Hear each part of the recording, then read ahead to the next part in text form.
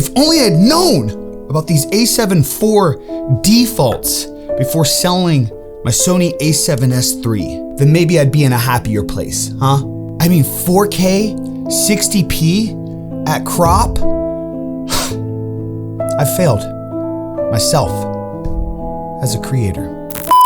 In all reality, some of you guys are spoiled. Yes, I'm officially selling my Sony a7S III, sending it out tomorrow to stick with Sony a7 IV. It's not perfect, but it is very close.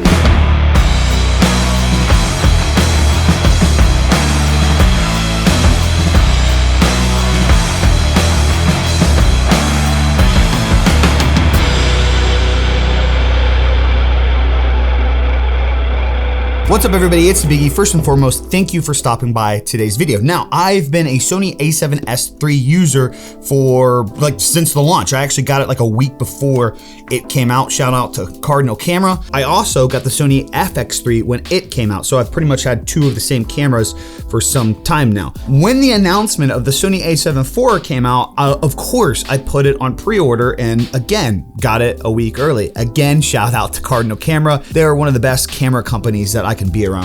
I'm blessed to have them. Anywho, I've gotten a little backlash in comparing these two cameras. First and foremost, can I just remind you all that this is my channel? I can create the content I want. You're more than welcome to create your own content instead of just being a little hate warrior down below, sticking to brands that don't care about you. Sorry, I'm heated on this one today. It's so annoying seeing creatives use the dumbest excuses for arguments. Okay, so let me rip on the Sony a7 IV first. After a month of using this, let me tell you what you are going to lose out on if you pick this over the a7S III. First and foremost, yeah, I got the overheating issue on like the first day of long shooting. At about 25 minutes in with the screen out, it overheated. And I was really pissed off about that. And that alone was like, okay, I can't deal with this. I do long recording sessions, so I'm probably gonna bring back the a7 IV. But shout out to my boy Jayhawk for reminding me to turn up the auto shut off feature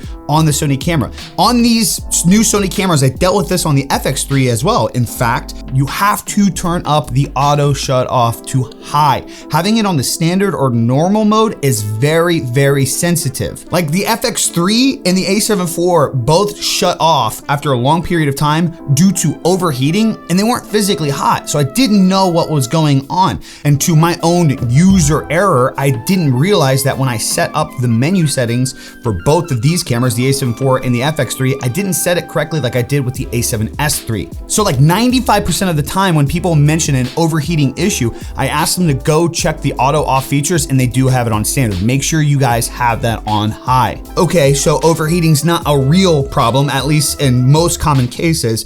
Yes, the a7 IV has many different video features. You're saving about $1,000 compared to the a7S III. It's a whole different market. This is supposed to be an all-around like run and gun thing. It's not supposed to be like a video dominant camera. It's supposed to have good photo and video features to be an all-around productive beast. But let's talk about some of those video holdbacks on the a7 IV. 4K 60p, so you don't get 120p anymore, and it's cropped 1.5 times. Now, first and foremost, is a 1.5 time crop really that bad? I know some people are going to counter argue that and say yes, but honestly, you're getting advantage to a tighter shot. And in most cases, if you're getting that slow, like buttery smooth stuff, you are getting tighter shots because it's mostly like B-roll. So even though it's forcing you to crop, you are gaining a reach. You're getting an extra zoom feature once you switch into 4K 60. But regardless of that, really, have we gotten to the point already in 2022 where 4K 60p, because it's cropped and it's not 120 FPS, that's a default on a camera? Take in mind, you could run that 4K 60p for hours. You have unlimited runtime. Also consider the fact that with that, you have 422 10-bit with some of the highest quality and best footage that you can work with out of a DSLR mirrorless camera. Not to mention dual native ISO and a high ISO range anyways for this price. I'm even willing to bet that most people that downgrade this camera because it has 4K 60p are not in situations where they even need 4K 100p 1080p or 4K 60p non-cropped anyways. Should they have maybe made the sensor smaller so we got a 4K 60p non-cropped? Absolutely, I would have been by that. 24 megapixels. I would have liked a 4K 60p non-cropped, but does it make the camera bad? Absolutely not. In all honesty, where I'm confused is why this doesn't have 1080 240 FPS. At least with 1080 240 FPS, if you really need that slow motion for like product shots, it would have been a benefit to have that. But in all reality, that's just me trying to find an argument about this camera. So that way you guys don't think I'm just biased and working for Sony. I really try my best in videos like this to give the benefit of the doubt, to point out that this is not a perfect device. It's not a perfect product. No such thing exists. And I like to do that all while I remind you guys that you are some spoiled people that complain about products nowadays. By the way, I do want to mention it's currently my birthday, so thank you so much for all the social media birthday wishes. I really do appreciate that. If you guys want to give me a free birthday wish, make sure you guys are subscribing and turning on notifications to the channel. You can connect with us anywhere through the description as well, Discord, or through my website on all social media outlets. And also too, don't be afraid to join the members club by hitting that join button down below. Okay, a real negative here. Rolling shutter is back. And again, I think if they would have taken a step back and made the 24 megapixel sensor, maybe they could have worked with the rolling shutter a little bit better. So I'm all for that argument right there. Rolling shutter, it's annoying, it looks disgusting. Personally, with me, it doesn't affect me because I'm not in a situation where I'm constantly run and gun with this thing. If I need to get a better, higher quality shot in a run and gun situation,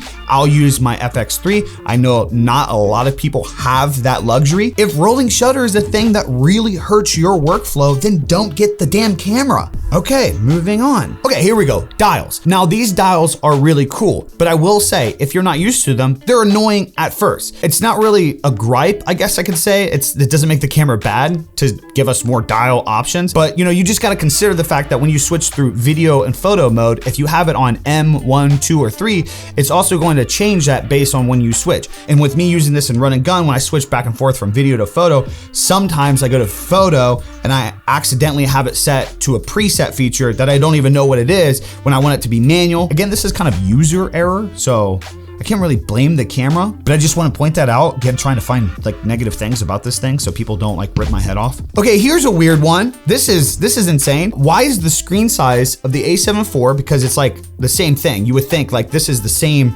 screen right here, but it's not. The a7 IV screen is smaller than the FX3 and the a7S III, which again, isn't that big of a deal. It is, I think, lower quality. Where it does get annoying is if you use like screen protectors, for example. You can't use the same size for the FX3, a7S III, and the a7 IV. You have to get a different size for the a7 IV. Just me even explaining these things makes me sound so spoiled. And again, I take a step back and say the reason I'm pointing this stuff out is because I'm trying my hardest to just showcase the differences. But when I actually say these things, they're so minuscule, it's annoying. So when I assume grown adults have arguments online in a video about a product they probably don't even own being better versus being worse than another product that they most likely don't even own, when you physically hear these comments being spoken out into human form, it sounds silly, doesn't it? Okay, anyways, that is still a difference. Smaller screen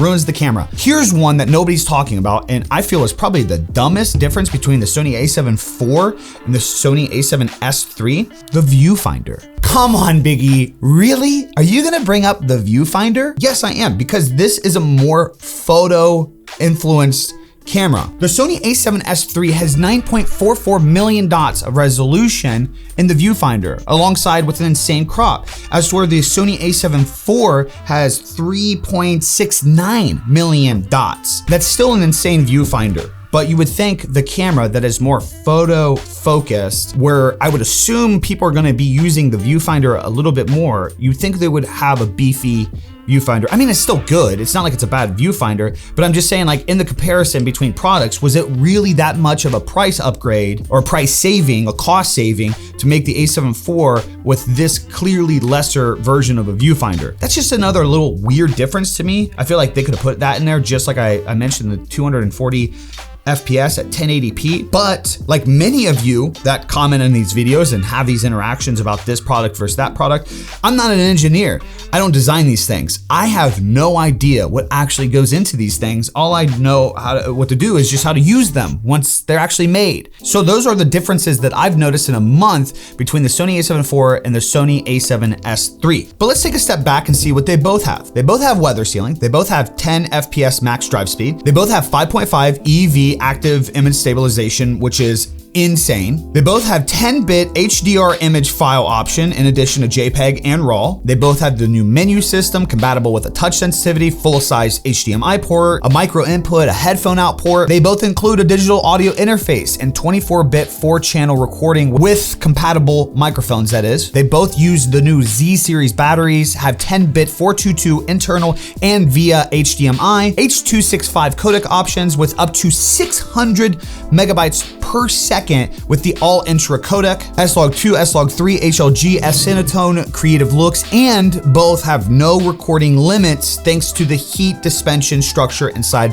the camera body. But however, with the Sony a7 IV, I'm getting a variable shutter, which works with both video and photo. If you guys are confused what that is, if you've ever recorded something and noticed like your wall was like banding lights in the background, it's because the lights in your environment are not synced to the camera's shutter speed. So by using the variable shutter option, you can actually dial that in to match that rate. So then you wouldn't get that banding anymore. And then on top of that too, the big powerhouse difference that a lot of people are not really talking about is the Sony a7 IV streaming features. I tested this out in a live stream last week. It's on this channel here if you want to go check it out. Essentially what this does is once you use this USB-C slot and plug it into your device, your computer, your PC, your MacBook, whatever, it doesn't matter, it will automatically turn your camera into a webcam. No software needed, no download needed. You plug it in and it shows up right in like OBS or whatever streaming software you're using. I will just let you know, if you want to use that feature,